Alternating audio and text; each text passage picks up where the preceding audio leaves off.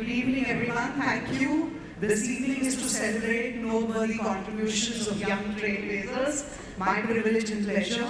I have only 15 minutes. I'll try and do justice to it. Both of you, enough introduction around, being young and have achieved so much, whether it's enhancing your family, business from strength to strength, or Devita, you going solo. Let me start off by asking you a general question to both of you. Study after study indicates that there is enough data around the broken run that we've all already listened to and spoken about, and how that affects not just women's advancement, but it's also materially impacting business outcomes. I would love to hear your thoughts, both your thoughts, on what stops businesses from having women at the top. Nandini, maybe you can start.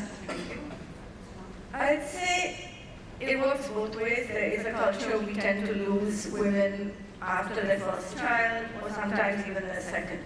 They're like, we can manage the first, second can't, right? Or they say, look, my son's studying in the ICSE and I need to be around. So I think one hand, as organizations, can you provide some flexibility, perhaps sabbaticals, perhaps on-ramps, perhaps part-time project work, that allows people flexibility so that they're not dropping out. Because when you do drop out, it's actually quite hard to come back. But the other one is to have for women to have conversations in their families, which is, can some of the husbands do the work, right? And I will say I spend a lot of time organizing my kids' schedule, and if my husband took it over, I would be most happy, right? But I have outsourced all dentists, eye care, and doctor's appointments to him. So is that something other people, it takes time and effort, so is that also conversations within the family that you can have? Thank you, Nandini. Let me toss that to you. Hi, Pari. Thank you for having me here today. I'm sorry I'm running a fever, so if I sound funny, this is not my normal voice. I would say that it's important for women when they're working in a particular company to judge the culture of the company, to see not only do they have women at the top, but also if they have young people at the top, whether people of different religion backgrounds, ethnicities at the top. So if a company is very secular in its nature, by habit, they probably just judge people based on their talent, their drive, their determination, their loyalty, and that's how women grow up. But there are companies in India, it doesn't matter if it's big or small, who probably prefer that particular gender, age, background type of people in a senior management role. So there's a lot of stereotypes that are breaking in now. But when women are committing themselves to a company outside of their families, outside of their other commitments, they should make sure that the company is also very secular and equal. My company, the CTO, head of accounts, head of corporate sales, are all women. In fact, because I have viral, I could speak, so I called her up an hour ago that can you do the session for me? And she was in the office and she's like, I'll step in. So I think, and I did come in the end of it, but I think it's very important that you have a company where women grow to the top, just like everyone else who wants to grow to the top without any differentiating of who you are. Thank you so much. And since we have you, Devita, let me get into a specific one for you. You built your brand. You ventured solo. You built your brand into a formidable force and reputation to lead with in record time. What does it take for a young veteran? What would be your message to achieve what you have? Loving this term, young veteran. It's like you want to call me young and experienced, but not old. So thank you for that. But honestly, as a young veteran, I'd say I did start my company 18 years ago. So it was a while. And I think one of the things I find that with a lot of women entrepreneurs, and whether it's family business, whether it's from the family business, professionals, etc., very often people around them don't take them and their careers as seriously or their companies as seriously. So for us, for many years, it took a lot of time for whether it was distribution, regulars, people in the larger family business group to take my business plan seriously. It took me 8 years to go from 0 to 35 crores.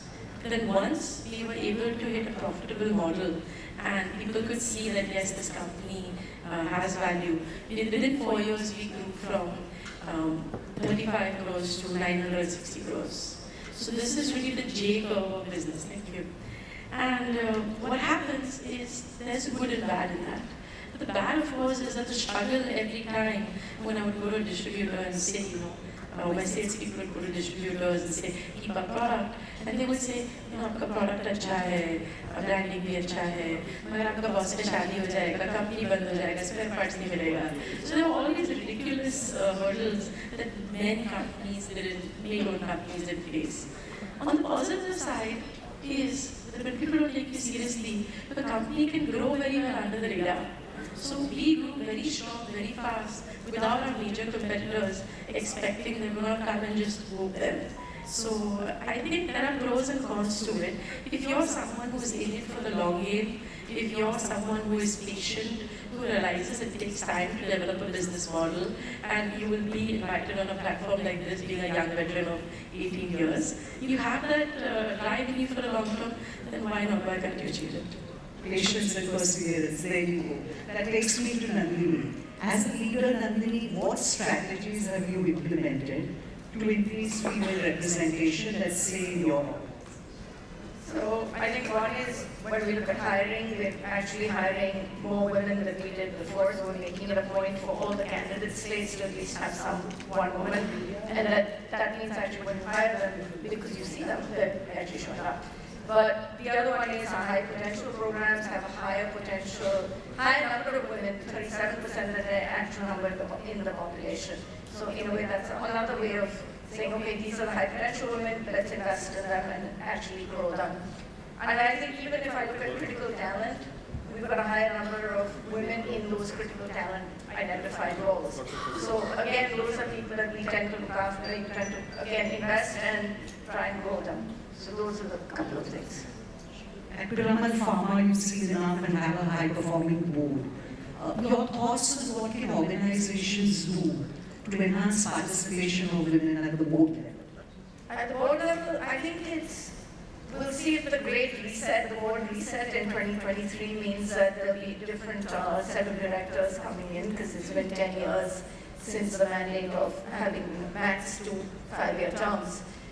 I think as women get more visibility, and people are like, okay, why don't I have her on the board as well? And the idea is that one is not the maximum number you can have. Right? We have a 30% board of women, including myself, but I think we should at least aim for that. Thank you. Devita, coming back to you, there are advantages of coming from an illustrious family and taking it, scaling it to the next level. But what, according to you, are the perks and the challenges and pressures of being a second-gen leader, as you mentioned? You mean the popular term of Nepo kid? Yes, you can say that, it's fine. Hard-working Nepo kid is what we call ourselves. Some of us, people don't often realize the pleasure that you have when you do decide to join the family business, and then, or whichever business you may have, and people who've seen you grow up, who are senior management, they're very supportive of you. But very often, you don't get that kind of immediate respect that you're going to stay in the business. There's of course this mindset that you're going to be in there for a very short time. And one of the things which I was mentioning when we were discussing the other day is, especially like, I think both of us are brothers. And so the mindset is that there's a daughter in the business if there is no brother. But if you have a brother, it's like, oh, there's an heir and there's a spare. So in my situation, a lot of people are like, why is she working? She's a really smart brother, he's an AI now. Why does she want to do her own thing? So I think the pros and cons happen in one way. It's the same side coin, you can say. Two sides. First side is that people know you. The people you can count on, the team is there, your family is there are people who, you have a ready team prepared, who you can work from, you can learn from, you can count on, they have the experience, they've shown their loyalty to the business, and there are so many departments that you can spend time within and shadow and audit and learn what happens in business. So that's very good when you enter and you show a lot of respect to people who work for your fathers or grandfathers, whoever, that would you please teach me what you do at the company. Even if it's a factory manager and you tell them, please mujhe sikhaiye ab karte kya ho. People very happily want to teach you and train you. And in India, I've seen generally people are large-hearted in wanting to advise you. But the negative part I feel that in India, very often respect is a one-way street. We must respect the elders, we must respect the men, we must respect the boss. But no one tells us respect the youngers. Men should respect the women back. We have to respect their juniors. And that was a big cultural change which I had to bring in my company. That yes, we will look up to you. You have like so many years of experience. But we also are professionals today. So me and my young team had some time of integration. That please respect what we do. We may not have your experience, but we have the enthusiasm. Maybe we know a bit more about tech, maybe we know a bit more about the market, maybe we have a lot more drive. So bringing that culture where someone who has been there in the first generation for a long time, has experienced, to respect a younger, newer person, not just yourself, but your entire team. That was a lot of blending of cultures that I had to bring in, which took a lot of time because people were not used to expecting a younger person suddenly be their equal. So generational issues often happen in businesses like us. Thank you so much. Nandini, you made a niche and carved out your own identity as we discussed in this field of healthcare. A lot of people, I'm sure, look up to you, would want to be trade places with you. Who is your role model? Whom do you look up to? I think I respect those who, besides work, they've given back to the country. So actually, I do think Nandan Nilikani is someone, and his wife Rohini, both of them kind of after Infosys have done a lot of things for the country, right? UPI would not have happened without Aadhaar, without Nandan. And he worked across multiple governments. And he was again out for the long term. So as Devita said, perseverance, tenacity, and looking out for the long game. It's changed all of our lives. One last question, any of you can take it because time is of essence. Despite progress, as we will discuss during the course of the evening as well, women still face barriers when it comes to entry and advancement. How do you think these industry-specific obstacles can be dismantled to create this level playing field?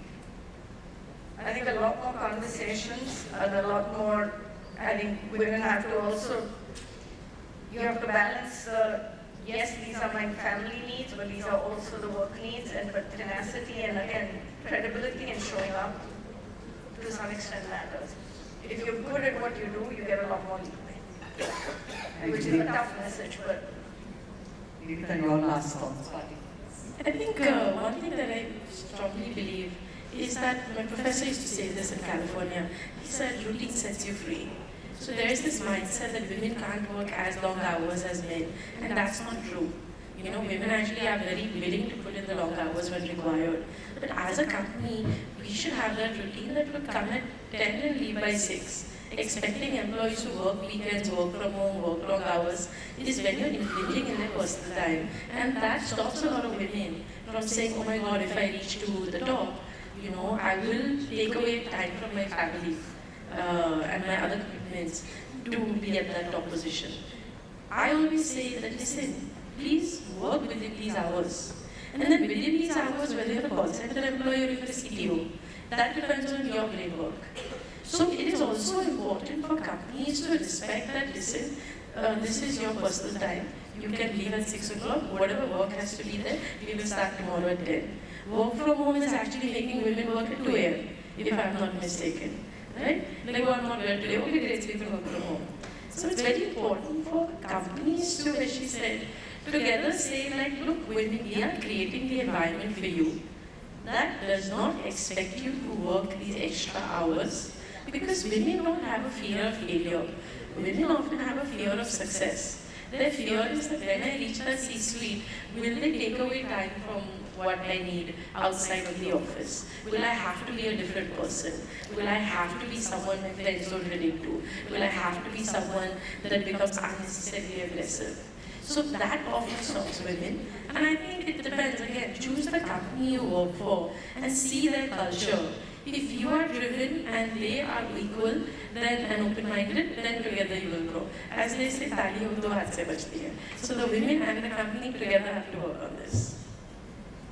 Thank you so much. I think we have another panel to discuss the workforce dynamics and flexi work arrangements. That brings us to the end of time. I wish you the very best in your future endeavors as well. Have a pleasant evening. Thank you.